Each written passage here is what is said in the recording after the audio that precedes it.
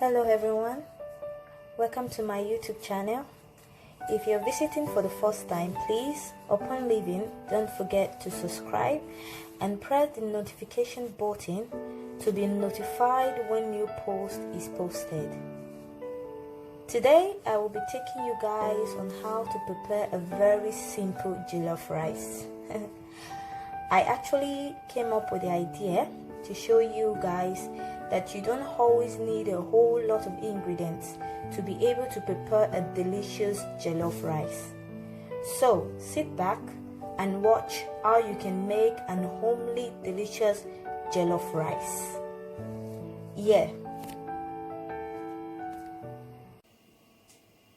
These are the things you need to prepare a homely, delicious, simple jollof rice. Here with me, there is a groundnut oil.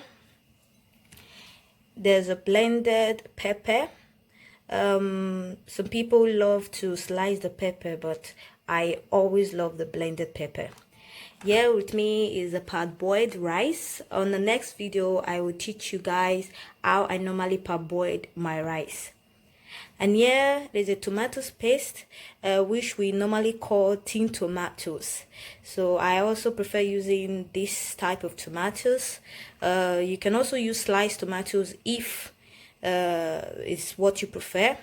Here with me we have salt, star Maggi, also what I preferred, and a little bit of crayfish. I don't eat a lot of crayfish, so depending on how you preferred it. And here with me we have onions. So these are all the ingredients that you can use to prepare a simple jollof rice. You don't need fish, you don't need meat, but if you want to add fish to it, or meat or chicken to it, it's your preference. But for me, I always cook it this way, a very simple one, for those out there that don't have enough money to buy all the necessary ingredients. So let's go. Now I have placed my pot in the gas cooker. As you can see, the pot needs to be totally dried to avoid reactions from the groundnut oil. Now put the groundnut oil. I don't always usually use a lot of groundnut oil because I want my jollof rice to be dried from groundnut oil.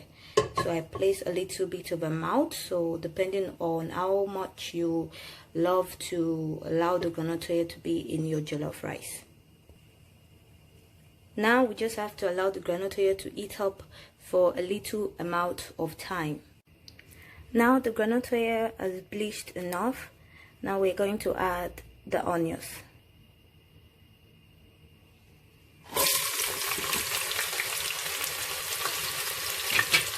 And then we're going to steam it a little bit and leave it for like 30 seconds or less. Now after some amount of minutes, we're going to put the tomato paste.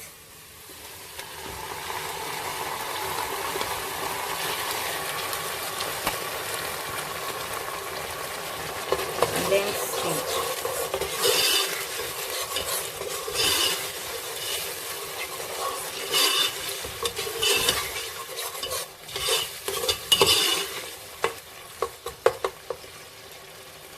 So you should always reduce the heat, because we will not allow the tomato paste to get burnt, so that to avoid it to get burnt.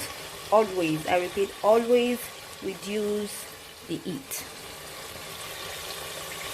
Now we leave for about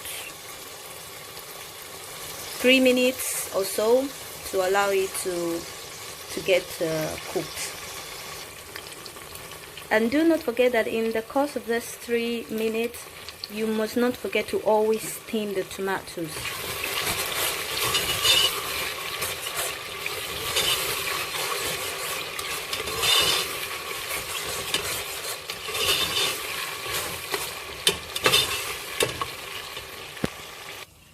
Okay.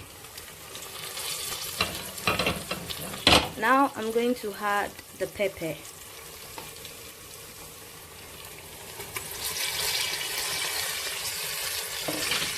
And let it steam together.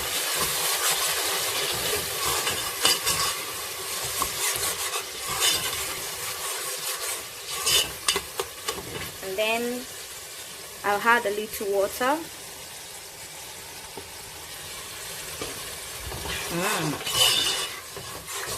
You can see with that the surface look beautiful.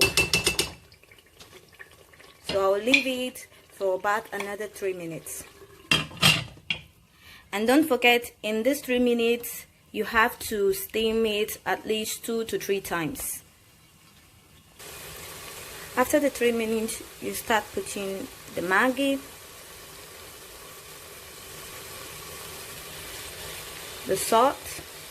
The salt you put is based on the quality of how you want your food to be salty. Like me, I don't eat too much salt. And then the crayfish. And after, you steam.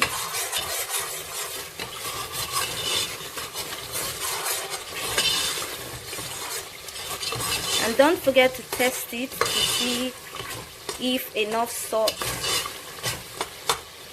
enough salt and if there is enough Maggi. After you have allowed it to steam for 30 seconds, you then put the rice.